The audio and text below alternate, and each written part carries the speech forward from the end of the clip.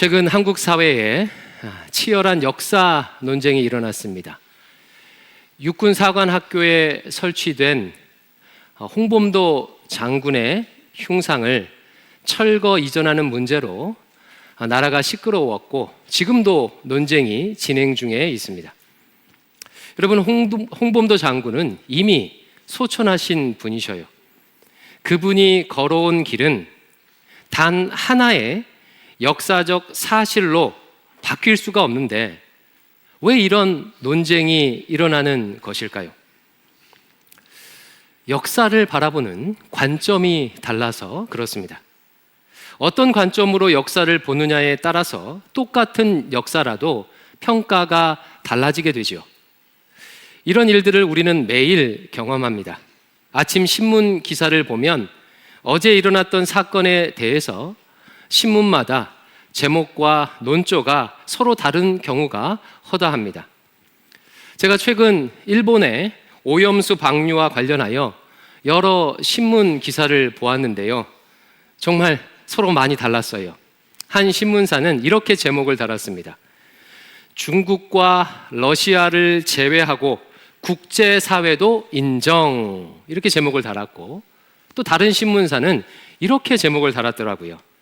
자국민의 반대에도 불구하고 방류 강행. 오염수 방류라는 똑같은 사실을 어떤 신문은 그럴 수도 있는 일이라고 평가하고 어떤 신문은 그래서는 안 되는 일로 평가하고 있습니다. 이처럼 같은 사건이라도 보는 관점에 따라서 다른 평가가 나올 수 있는 것입니다. 여러분, 그렇다면 우리 인생은 어떻습니까? 우리의 인생이요. 우리의 지나온 삶, 혹은 지금 우리 삶 가운데 벌어지고 있는 일들에 대해 신문 기사를 쓴다면 뭐라고 제목을, 뭐라고 타이틀을 달 수 있을까요? 이것도 마찬가지겠죠. 내 인생을 어떤 관점으로 바라보느냐에 따라서 정반대의 제목, 정반대의 평가를 할 수 있을 거예요. 이런 점에서요, 어쩌면 우리 인생은 우리가 겪는 사건들에 의해서 결정되는 것이 아니고 그 사건을 바라보고 해석하는 우리의 관점에 의해서 결정된다고 해도 과언이 아닐 것입니다. 똑같은 고난을 겪어도 어떤 이는 그 고난을 저주로 해석하고 어떤 이는 그 고난을 액땜으로, 어떤 이는 자연스러운 삶의 일부분으로, 어떤 이는 하나님의 메시지로 해석합니다. 여러분은 어떤 관점으로 자신의 인생과 세상을 바라보십니까? 오늘 설교하고자 하는 내용이 이 부분이에요. 오늘 말씀을 통해서 인생을 바라보는 나의 관점은 무엇인지를 한번 돌아보고요. 더 나아가 우리 인생을 평가하는 성경의 관점, 우리가 지금 묵상하고 있는 열왕기상의 관점이 무엇인지를 좀 배워보도록 하겠습니다. 이것을 위해서 여러분에게 한 사람의 인생에 대해서 설명을 드릴 텐데 각자 여러분의 관점으로 그의 인생에 대해서 평가해 보시기 바랍니다. 해석을 한번 해보세요. 그 사람이 누구냐면 다윗입니다. 우리가 묵상하고 있는 열왕기상은 다윗의 죽기 직전의 삶을 보여주고 있어요. 여러분, 궁금하지 않습니까? 다윗은 이스라엘의 가장 위대한 왕입니다. 사도행전에 보니까 하나님의 마음에 합한 자라고 평가받았던 인물이에요. 이런 위대한 신앙인이 인생의 마지막에 어떤 삶을 살았을지 여러분 궁금하지 않습니까? 오늘 1절 말씀 같이 한번 읽어볼게요. 1절입니다. 시작. 다윗 왕이 나이가 많아 늙으니 이불을 덮어도 따뜻하지 아니한지라. 다윗이 나이 많아 늙었습니다. 성경에 몇 살인지는 정확히 나오지 않지만 다윗이 70세 정도에 죽었다고 생각하니까 아마 70살 정도 되었을 것입니다. 70이 된 다윗의 몸 상태는 이불을 덮어도 따뜻하지 않은 상태였어요. 여러분, 이게 무슨 뜻이지요? 신체 기능이 정상이 아니라는 뜻이에요. 건강한 몸은 옷을 많이 껴입으면 몸이 뜨겁게 돼 있습니다. 따뜻하게 돼 있어요. 그러나 다윗은 이불을 많이 덮어도 몸이 따뜻하지 않을 만큼 신체 기능이 정상이 아니었어요. 이에 신하들이 다윗의 몸을 따뜻하게 하기 위해서 특별한 방법을 사용해요. 아비삭이라고 이름하는 젊은 처녀를 데려와서 그녀의 체온으로 다윗의 몸을 따뜻하게 하려고 했습니다. 성공했을까요? 성경은 다윗의 몸이 따뜻하게 되었는지에 대해서는 말하지 않고 대신 4절에 이런 설명을 붙여놨습니다. 같이 한번 읽어볼까요? 시작. 이 처녀는 이 아름다워 그가 왕을 받들어 시중 들었으나 왕이 잠자리는 같이 하지 아니하였더라. 다윗이 아름다운 처녀와 살을 맞대고 같이 누워도 성욕을 느끼지 못할 만큼, 생식 능력을 상실할 만큼 몸이 쇠약해졌다는 설명인 거예요. 여러분, 이와 같은 다윗의 건강 상태에 대해서 어떤 평가를 내리시겠습니까? 여러분의 관점으로 한번 해석해 보시기 바랍니다. 다윗은요, 평생 전쟁 같은 삶을 살았어요. 어린 시절에는 양떼를 지키며 들짐승과 싸웠습니다. 우리는 이것을 이야기로 접하니까 멋지게 들리지만 실제로 내 눈앞에 사자와 늑대가 있다고 생각해 보십시오. 들짐승을 잡아 죽이는 상상을 한번 해보세요. 피비린내 나는 일입니다. 다윗의 인생에는 피가 끊이지 않았습니다. 골리앗을 죽이고 그의 목을 큰 칼로, 골리앗의 칼로 잘랐어요.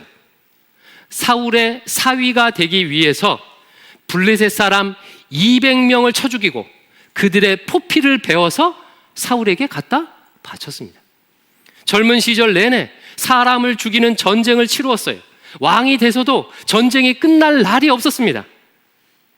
여러분, 목동이었던 다윗을 이스라엘 역사의 중심에 부른 분이 누구시죠? 하나님이세요.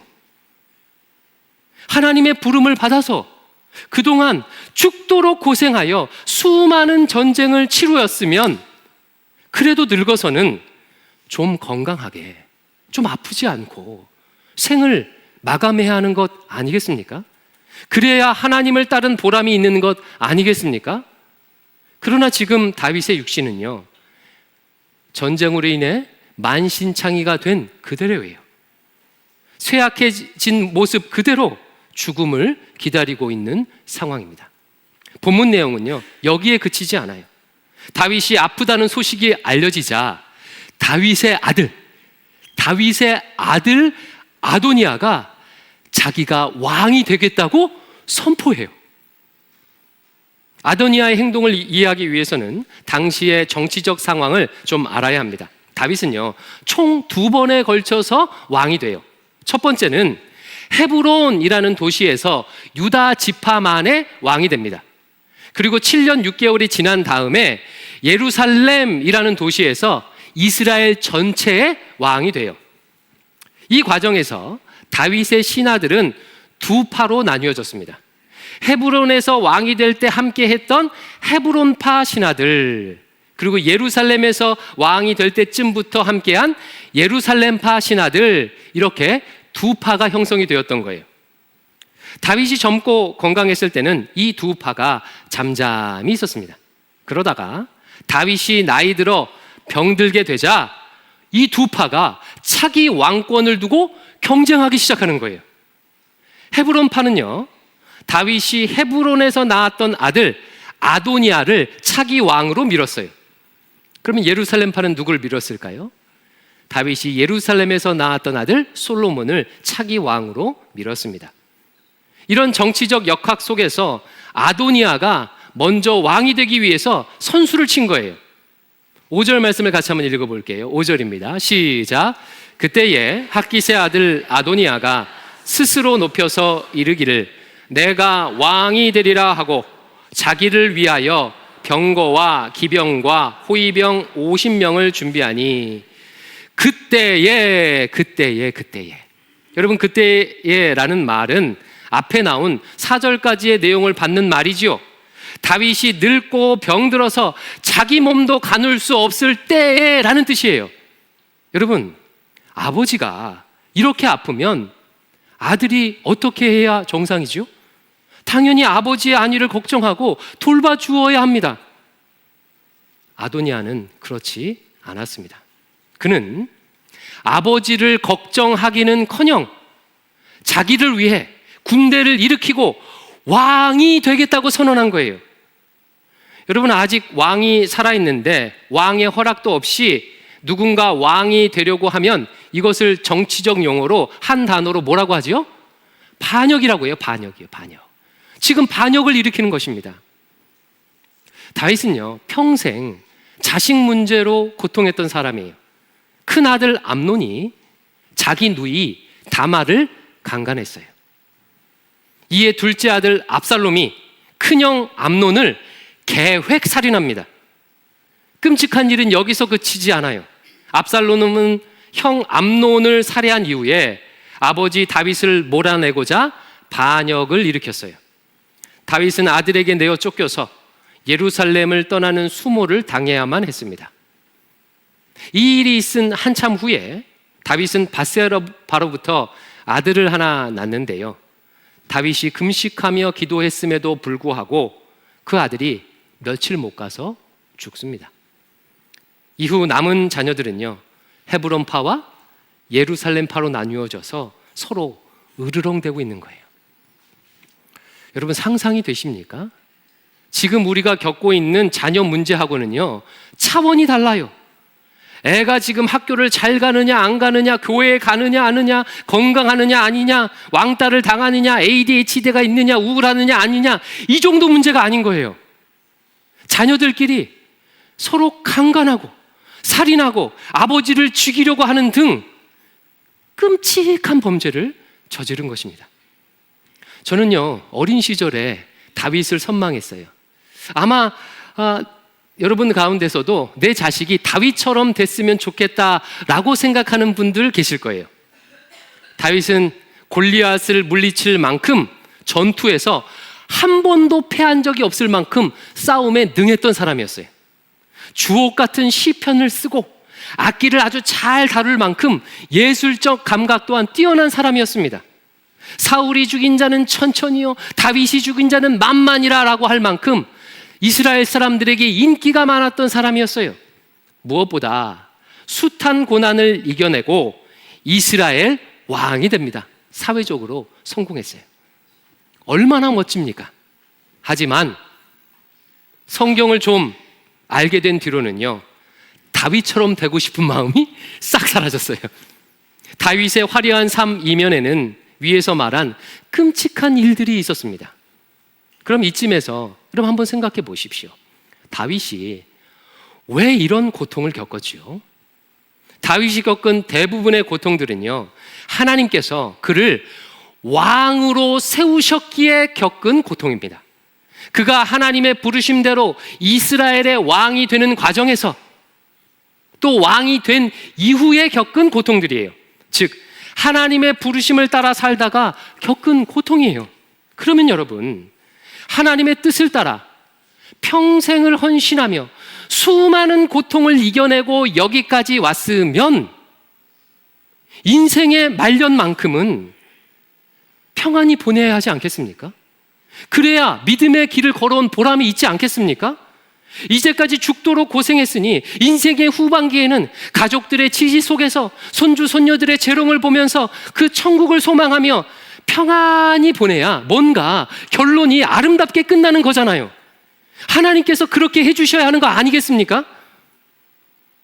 다윗의 현실은 그렇지 않았어요. 다윗은 죽기 직전까지도 끔찍한 일을 겪었어요. 아들이 또다시 반역을 일으켰습니다. 그것도 아버지가 가장 연약할 때, 아버지가 힘들 때 반역을 일으켰어요. 반역을 일으킨 아도니아는 예루살렘파에 있었던 자기 형제 솔로몬을 고립시킵니다.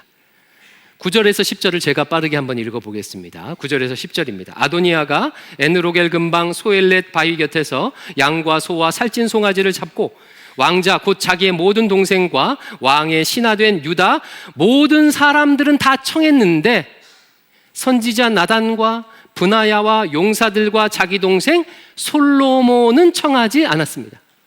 예루살렘파는 청하지 않았어요. 아도니아는 예루살렘파 신하들과 솔로몬을 초청하지 않았어요. 만약 이대로 아도니아가 왕이 되면 다윗의 또 다른 아들 솔로몬은 죽게 된다는 뜻이에요.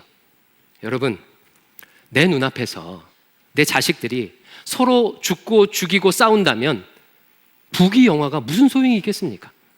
자식들이 대학 잘 가고 돈 많이 벌고 좋은 직장 가는 게 무슨 의미가 있겠습니까?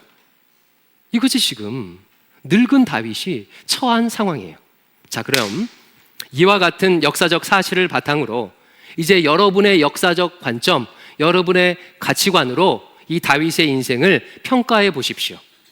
늙은 다윗의 마지막을 신문 기사로 내면 뭐라고 제목을 붙이시겠습니까? 제가 몇 가지 제목을 뽑아왔는데 적절한지, 여러분 생각과 저의 생각이 같은지 한번 판단해 보십시오. 자, 첫 번째 제목, 천하의 다윗, 자기 몸도 못 가누다. 네, 두 번째, 평생 하나님께 충성했던 다윗의 비참한 최후. 자, 세 번째, 병든 다윗을 배반한 아들, 하나님 너무한 것 아닌가 물음표. 여러분, 제목 적절합니까? 너무 부정적이에요? 그럼 한 가지만 더 해볼게요. 자, 이런 제목은 어떨까요? 또다시 반역. 도대체 이번에는 하나님의 무슨 뜻이 있길래 물음표. 여러분, 이건 어떻습니까? 제가 방금 말씀드린 제목들은요, 다음의 관점으로 다윗의 인생을 바라보았기 때문에 붙인 제목이에요. 어떤 관점을 가지고 평가해서 붙인 제목이냐면요, 바로 세상적인 복을 기준으로 다윗의 인생을 평가하여 붙인 제목입니다. 보통 우리가 복받았다고 하면 부를 얻었을 때, 장수할 때, 자손이 잘 될 때, 명예나 권력을 얻을 때, 건강할 때 복받았다고 하죠. 반대로 가난하거나 일찍 죽거나 자손이 잘 안 되거나 사회적으로 비난받거나 건강을 잃게 되면 불행하다고 얘기해요. 이런 복을 기준으로 늙은 다윗의 마지막을 평가하면 다윗의 인생은 한마디로 저주받은 인생이에요. 건강, 자녀, 명예 등 그 어느 것 하나 괜찮다고 할 만한 것이 하나도 없어요. 왕이라는 직위마저도 아들에 의해서, 아들의 반역에 의해서 사라지게 되었으니 그의 최후는 그야말로 끔찍합니다. 그래서 복을 기준으로 평가하면 하나님 도대체 다윗에게 왜 그러시는가와 같은 제목을 붙이게 되는 거예요. 간혹 신앙이 좋은 부모를 둔 자녀들이 저를 찾아와서 이렇게 하소연할 때가 있습니다. 목사님도 알다시피 우리 엄마, 우리 아빠 얼마나 교회에 헌신했습니까? 평생 하나님을 위해 충성하며 살았는데 늙어서까지 고생하는 모습을 보니 너무나도 마음이 속상합니다. 목사님, 하나님 너무하신 것 아닙니까? 이런 이야기를 들으면요, 저도 정말로 속상해요. 진짜 속상합니다. 자식으로서 고생하는 부모를 보며 충분히 가질 수 있는 마음이죠. 그러나 또 한편으로 생각하면 그 자녀가 자신의 부모를 불쌍하게 여기는 이유는 세상적인 복을 기준으로 부모의 인생을 평가하고 바라보기 때문이에요. 따라서 그 자녀분의 부모의 삶에 대한 평가는 정확히 표현하면 이런 내용이 되는 거예요. 목사님, 우리 엄마 아빠 평생 하나님을 위해 충성하며 살았는데 늙어서도 고생하는 것을 보니 세상적인 복을 기준으로 판단할 때 마음이 너무 속상합니다. 이게 정확한 표현이에요. 그러면 여러분, 그렇다면 성경은 다윗을 어떻게 평가하고 바라볼까요? 열왕기 상하에 나온 다음의 구절들이 성경이 다윗을 어떻게 평가하는지를 명확히 보여줍니다. 열왕기상 11장 4절 같이 한번 읽어볼까요? 세 번역입니다. 시작. 솔로몬의 나이 늙을 때에 왕비들이 그 마음을 돌이켜 하였으므로 왕의 마음이 그 붙인 다윗의 마음과 같지 아니하며 그 하나님 여호와 앞에 온전치 못하였으니. 어렵지 않죠?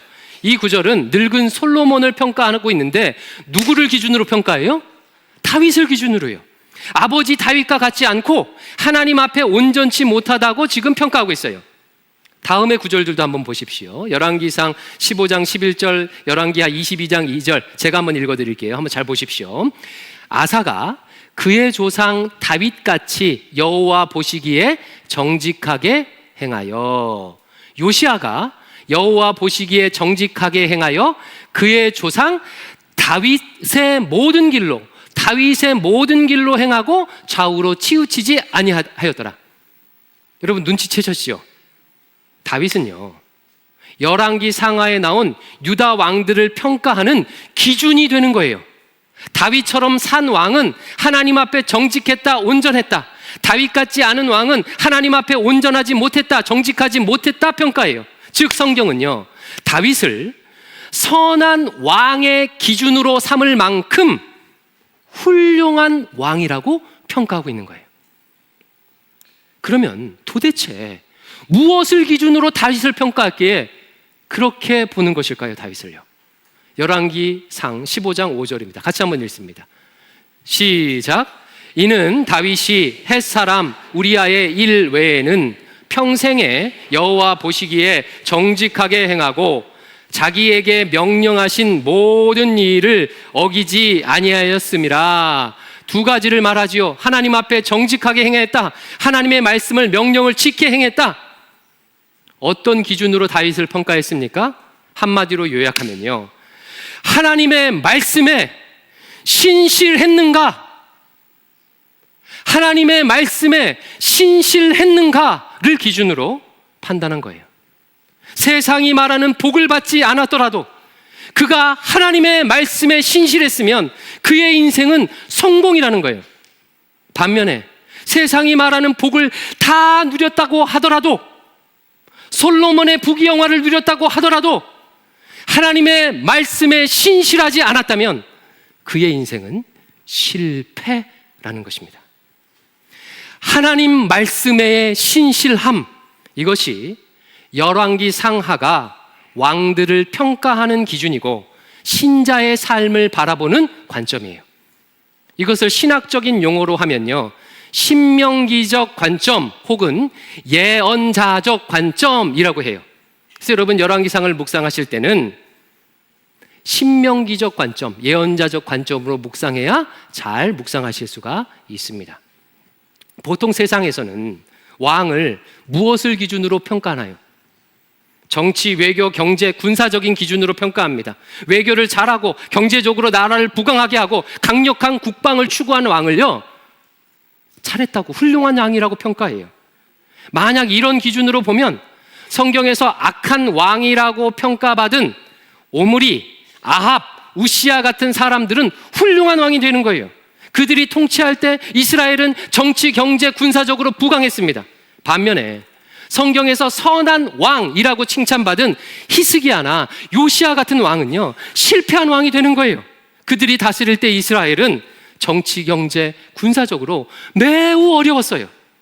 사랑하는 성도 여러분, 우리의 인생을 복의 기준으로 평가하지 않습니다. 성경은요, 하나님의 말씀에 신실했는지를 기준으로 성경은 평가해요.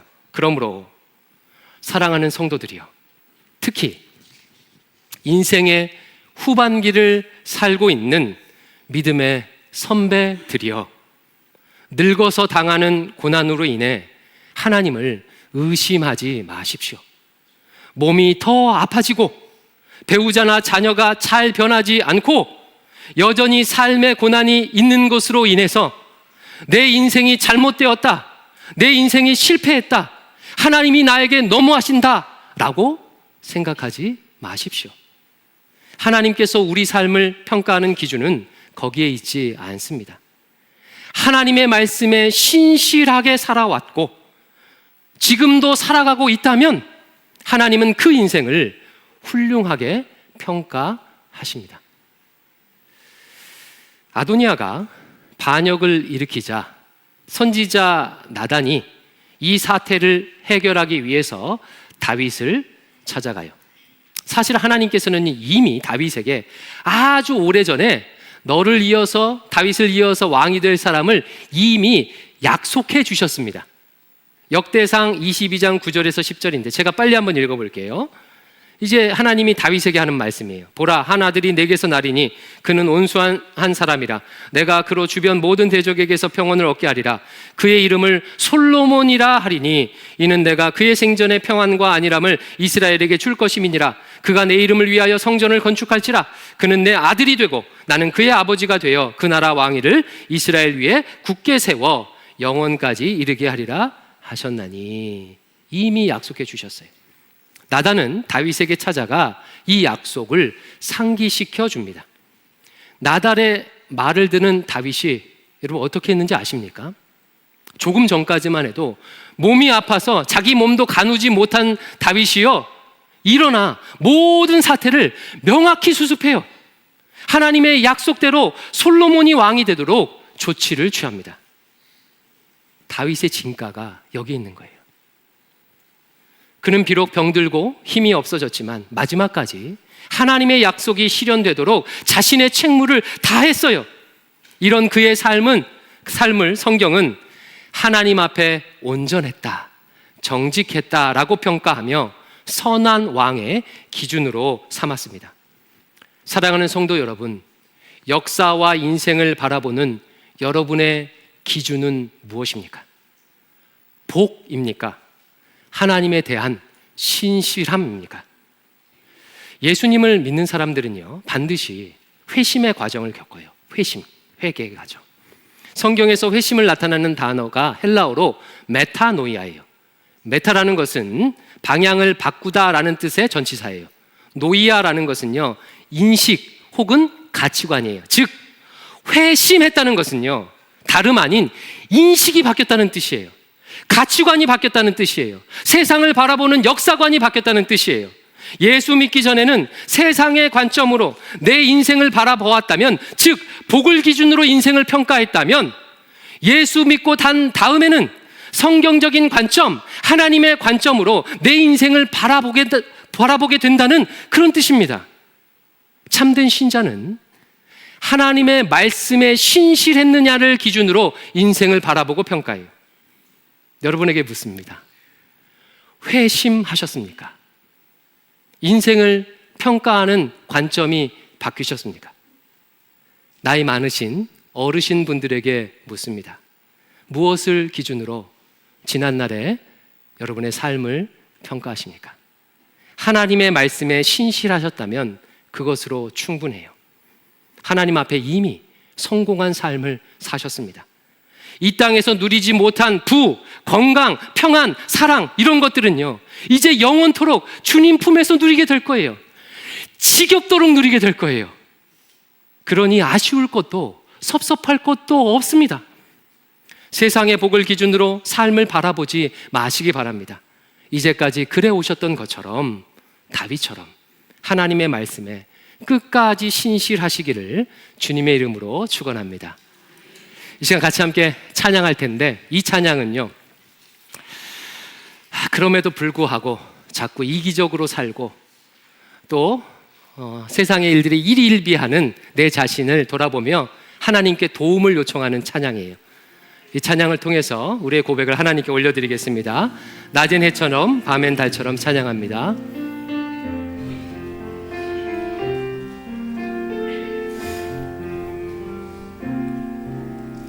낮엔 해처럼 밤엔 달처럼 그렇게 살 순 없을까?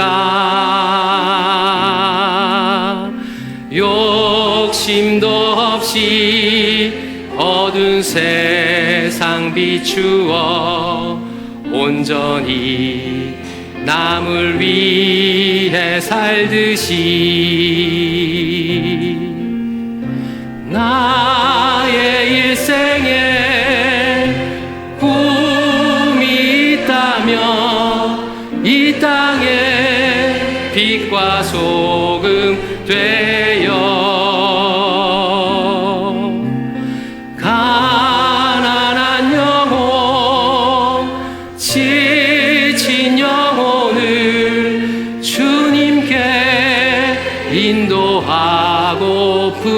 한데 나의 욕심이 나의 못난 자아가 언제나 커다란 짐 되어 나를 짓눌러 마음을 곤곡해 하니 예수여 나를 도와주소서. 예수님처럼 바울처럼 예수님처럼 바울처럼 그렇게 살 순 없을까? 남을 위하여 당신들의 온몸을 온전히 내어졌던 것처럼 주의 사랑은 베푸는 사랑 값없이 거저주는 사랑 그러나 나는 주는 것보다 받는 것 더욱 좋아하니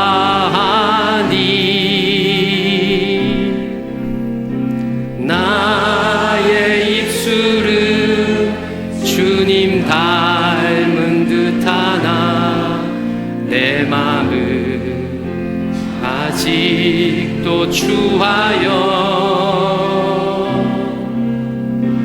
받을 사랑만 계수하고 있으니 예수여 나를 도와주소서.